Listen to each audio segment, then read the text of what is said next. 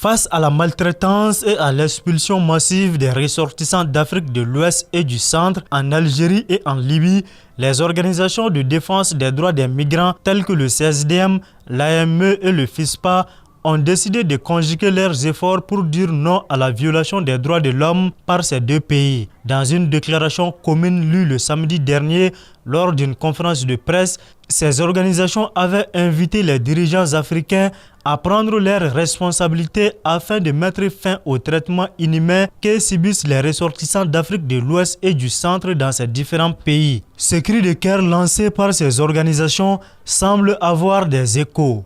Pendant les 48 heures qui ont suivi, nous avons constaté que l'appel qui a été lancé samedi à la Maison de la Presse a été entendu au-delà des frontières maliennes.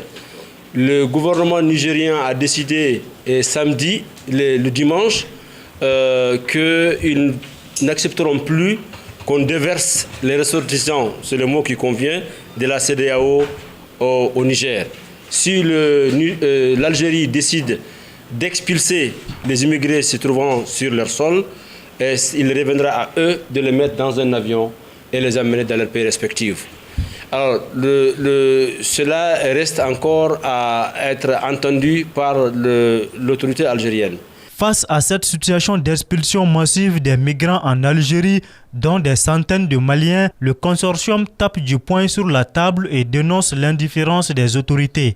Les pratiques n'ont pas cessé et nous tenons également à remercier le gouvernement du Niger d'avoir entendu l'appel.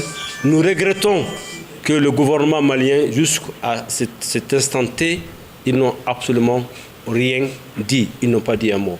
Au cours de cette conférence de presse, les organisations de défense des droits des migrants ont également déploré la poursuite de l'expulsion massive en Algérie. Hier, il y a eu 20 bus qui ont quitté Tamarachet en direction de Asmaka, Arlit au centre de transit pour arriver à Agadez.